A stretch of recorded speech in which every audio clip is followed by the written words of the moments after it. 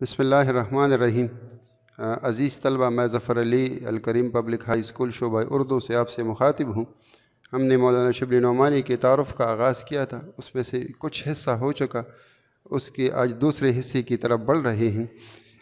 دوسرا حصہ یہاں سے شروع ہوگا۔ کتاب میں پیراگراف نمبر 3 ہیں، 2 پیراگراف آلریڈی ہم پڑھ چکے تھے۔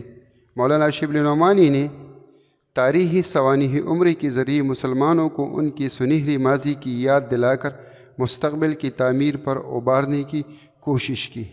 سوانح عمری اب کس قسم کی تحریر کے لیے کو کہا جاتا ہے؟ عزیز طلبہ، جماعت ہشتم کے طلبہ کے لیے یہ لفظ نیا ہوگا۔ تو سوانح عمری اگر میں بالکل آسان کر لوں، تعریف سے کچھ تھوڑا سا ہٹ کر بات کر لوں، تو ایسی تحریر جس میں کسی شخصیت کی یا کسی شخص کی زندگی کی حالات لکھی جائے، تو ایسی تحریر کو کہا جاتا ہے یہ سوانح عمری۔ ایسی تحریر جس میں کسی شخصیت کی زندگی کے حالات لکھے جائے، تو اس قسم کی تحریر کو کہا جاتا ہے یہ سوانح عمری۔ شروع میں کل بتا چکا، عزیز طلبہ، کل والی بات آپ کو یاد دلانا چاہتا ہوں کہ میں بتا چکا تھا کہ مولانا شبلی نعمانی اردو ادب میں بطور سیرت نگار، تاریخ نگار، تنقید نگار اور سوانح نگار جانے جاتے ہیں۔ تو مولانا شبلی نعمانی نے تاریخی سوانح عمریہ لکھ کر مسلمانوں کو ان کا بہترین ماضی یاد دلایا اور مستقبل کی تعمیر کو پر ابھارنے کی کوشش کی۔ ان کی کوشش یہ تھی کہ مسلمانوں کے سامنے ان کے بزرگوں کا ماضی اس انداز میں پیش کیا جائے کہ مسلمانوں میں اپنا مستقبل بہتر بنانے کا جذبہ پیدا ہو۔ تنقید کے میدان میں شبلی نے مغربی تنقید کے اصول اور کچھ حد تک حالی کا اثر قبول کیا۔ سوانح نگار کے ساتھ ساتھ مولانا شبلی نعمانی تنقید نگار بھی تھے۔ اب تنقید کے لفظی معنی ہے پرکھنا، جانچنا۔ میں چھوٹی سی مثال یہ لے لوں گا کہ میرے ہاتھ میں یہ مارکر ہے۔ اب اگر کوئی مجھے کہے کہ یہ مارکر دیکھے کہ اس میں کون سی اچھائی ہے اور کون سی اس میں برائی موجود ہے، جب میں ایک شائستہ انداز میں اس کی خوبی اور خامیاں گن لوں، بتاؤں، تو اس وقت میں ہو جاؤں گا ناقد۔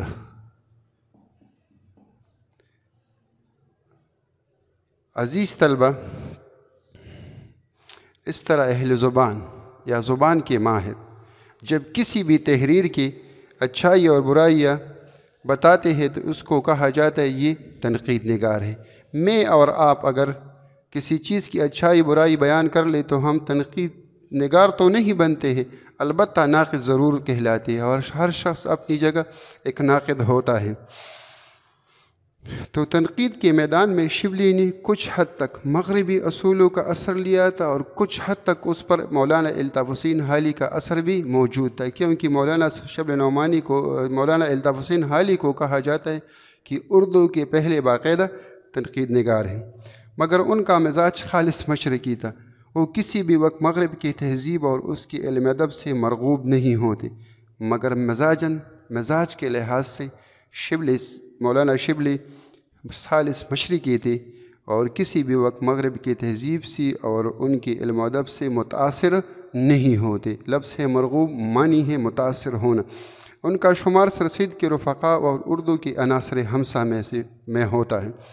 اب سر سید مولانا شبلی نعمانی کا شمار سر سید کے دوستوں میں سے اور اردو کی جو 5 عناصر ہیں ان میں سے ان کا شمار ہوتا ہے۔ میں ذرا بات آسان کر لوں عزیز طلبہ، ہمارے کتاب میں ترتیب سے پہلے جو 5 مصنفین ہیں ان کو کہا جاتا ہے کہ یہ اردو کی عناصر ہمسہ ہے، تو ان میں مولانا شبلی نعمانی کا بھی نام آتا ہے، تو لہٰذا ہم کہہ سکتے ہیں کہ مولانا شبلی نعمانی کا شمار اردو کی عناصر ہمسہ میں ہوتا ہے۔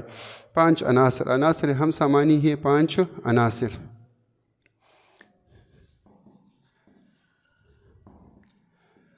جس طرح اللہ تعالیٰ نے ہمیں 5 عناصر سے نوازا ہے، تو اس طرح ان 5 لوگوں کا بھی اردو ادب میں ایک خاص کردار ہے، کلیدی کردار ہے۔ اس کردار کی بنا پر ان کو کہا جاتا ہے کہ یہ اردو کے عناصر ہمسا ہیں۔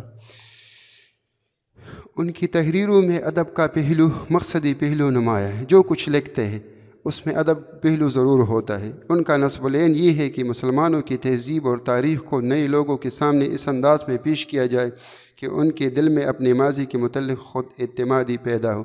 خود اعتمادی، اپنے آپ پر انحصار کرنا۔ ان کا مقصد یہ ہوتا ہے کہ مسلمانوں کی تہذیب اور ان کی تاریخ آنے والے لوگوں کے سامنے ایسے انداز میں پیش کیا جائے کہ ان کے دلوں میں اپنے ماضی کے متعلق خود پر انحصار کرنا پیدا ہو اور اپنے مستقبل کو بہتر بنانے کی طرف متوجہ ہو، اور وہ اپنا مستقبل بہتر بنانے کے لیے کوشش کرے، تگدو کرے، جدوجہد کرے۔ ان کا بیان عالمانہ، لہجہ پرجوش اور عبارت مختصر ہے۔ شبلی کا انداز عالموں جیسا ہوتا ہے۔ جس طرح علماء ایک خاص انداز میں بیان کرتے ہیں اور ان کی کہی ہوئی باتیں لوگوں کے دل میں اترتی ہے اور لوگ پھر ان پر عمل بھی کرتے، تو مولانا شبلی نعمانی کی بیان کا انداز بھی عالم ہوتا ہے۔ لہجہ انتہائی پرجوش ہے اور عبارت نہایت مختصر ہے۔ ان کی تحریروں میں جوش بیانی اپنی پوری آب و تاب کے ساتھ جلوگر ہوتا ہے۔ جلوگر ہونا معنی ہے ظاہر ہونا، آب و تاب ہم معنی کرتے ہیں چمک دمک۔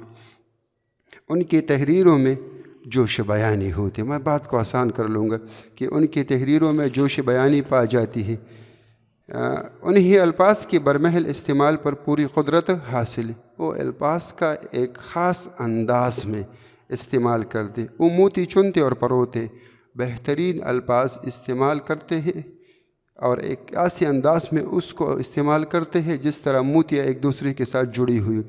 علمی مسائل کے بیان میں ان کا انداز شگفتہ رہتا ہے۔ جب علمی مسائل بیان کرتے ہیں تو ان کا انداز نہایت شائستہ ہوتا ہے، عبارت سلیس، روا اور بے ساختہ ہوتی۔ ان کی عبارت نہایت آسان ہوتی ہے، اس میں سے روانی پائی جاتی ہے۔ اسلوب محققانہ، جبکہ فکروں میں شعر کی حکمت اور بیان کا جادو ہوتا ہے۔ اسلوب لکھنے کا طریقہ ایسا ہے جس سے لگتا ہے کہ بعض چیزیں اس طرح لکھی گئی کہ اس کے لیے خاص تحقیق کی گئی ہے، جبکہ فکروں میں شعر جیسی حکمت اور دانائی موجود ہوتی ہے۔ تاریخ نگاری اور تنقید نگاری میں ان کا مقام بہت بلند ہے۔ تاریخ لکھنے میں، تنقید کرنے میں مولانا شبلی نعمانی کو بلند رتبہ حاصل ہے۔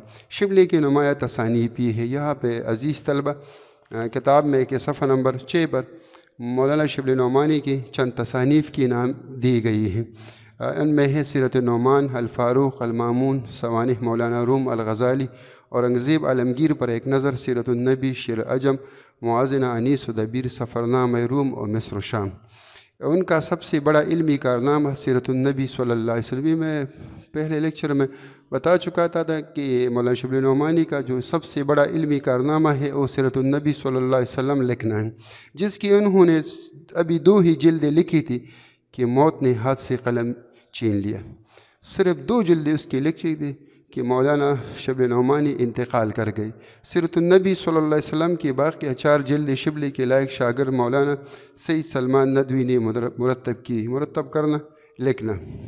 پر ان کی وفات کے بعد سیرت النبی کی 2 جلدیں تو آپ نے خود لکھی، لیکن ان کی وفات کے بعد مولانا شبلی نعمانی کی جو سب سے لائق شاگرد تھی مولانا سید سلمان ندوی، باقی جلدیں انہوں نے لکھی۔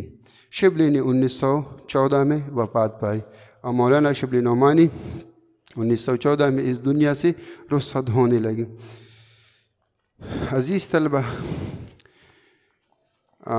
ابتدائی حصہ تعارف تھا، اور جو تعارف کا دوسرا حصہ ہے اس کو عموماً کہا جاتا ہے کہ یہ کسی بھی شاعر یا نثر نگار کی یا مصنف کی کلام کی یا اس کی کلام کی خصوصیات شاعر کے لیے اور نثر لکھنے والے کے لیے کو کہا جاتا ہے کہ اس کی نثر کی خصوصیات ہیں، اور تیسرے حصے میں عموماً اس کے کتب کے نام دیے جاتے ہیں۔ تو سوال 3 طرح بنتا ہے۔ اگر سوال اس طرح آ جائے کہ مولانا شبلی نعمانی کا مختصر تعارف ابتدائی 2 پیراگراف ہے، اگر ان کی نثر کی خصوصیات ہے تو درمیان والا پیراگراف ہے، یا سوال اس طرح آتا ہے کہ مولانا شبلی نعمانی کی کوئی سے 5 یا 4 کتابوں کے نام لکھی تو ان میں سے ان کی کتابوں کے نام دیے گئے۔ والسلام۔